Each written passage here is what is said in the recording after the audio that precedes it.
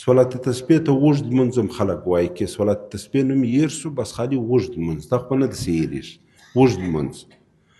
نو د دا لمانځه په متعلق کې رسول الله صلی الله علیه وسلم خپل اکا حضرت عباس رضی الله تعالی عنه وده ته وایي چې زه تا ته یو تحفه درکوم هغه وایي بېشک یا رسول الله څنګه تحفه ده؟ رسول الله صلی الله علیه وسلم ورته وویل زه به داسې لمونځ در وښیم که د دغه لمونځ کاوې الله به ستا کوچنۍ و لوی ګناوې ګردې در وبخښي. په ټوله زندګي کې یو ګشت که نو په کال کې یو ګشت که نو په میاشته که نو په هفته کې نو هره ورځ د هرې ورځې چې شروع کړه چې په وخت کېږي هغونې کوه. اوس د صلات تسبیح لمونځ چې دی هغه ډېر اسانه دی. یو خو دا 4 رکاته دی دا خبره تی ځان سره کښېږدي 2 رکاته نه دی 4 رکاته لمونځ دی. بل نفل دی دا څویمه خبره شوه 2. دریم په هر وخت کې دا کېږي صرف په 3 وختو کې نه کېږي. لمر راخېږي لمر پر سر اوړي لمر پرېوځي 10 منټه دا 3 سره وختو کې که لمر راخېږي 10 منټه مکرو وخت دی که لمر پر سر ولاړ یم 10 منټه مکرو وخت یعنې نیمه ګنټه ځینې وباسي نیمه ګنټه چې د 24 ساعت څخه وباسي 23 نیمه ګنټو کې هر وخت ته کولی شي هیڅ پابندي نشته باندې لکه د نفلو نیت ته تړې 4 رکاته صلات تسبیح بس نور هغه تورې دي چې موږ ورته یې وایو.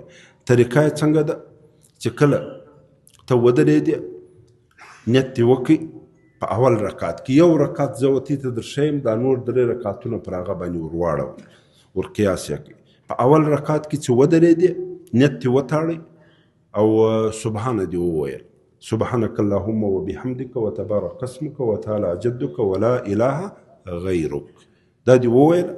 د دې بعد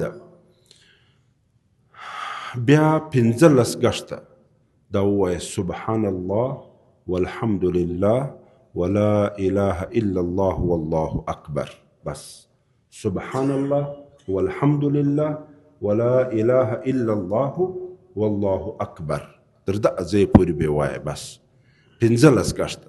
بیا به د هغه بعد اعوذ بالله بسم الله بیا به الحمدلله وایه بیا به یو سورت وایه د دې بعد چې رکوع له ځایه 10 ګشتې بیا ووایه دا تیره سره حسابي 2 ګشته پرس 25 ګشته چې رکوع له ولاړې 3 ګشته سبحان ربي ووایه بیا 10 ګشته ووایه.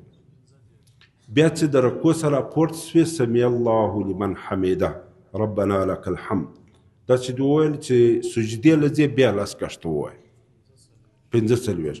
بیا چې سجدې له ولاړې الله اکبر دې وکړي 3 واره سبحان ربي الاعلی دې وویل بیا 10 ګشته ووایه 55 وایه.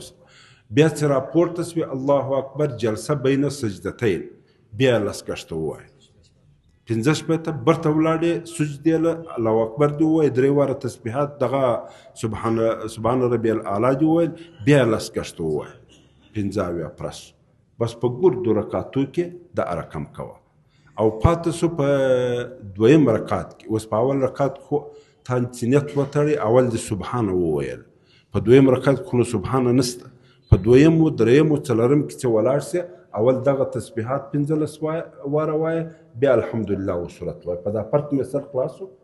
اوس اول رکات چې دی په هغه کې نو اول تا سبحان الله وویله په 2م رکات کې نو سبحان الله نسته سبحان الله خو اول رکات کې بس شروع په دې سره وکړه ته را سره وایه په زور د برکت لپاره سبحان الله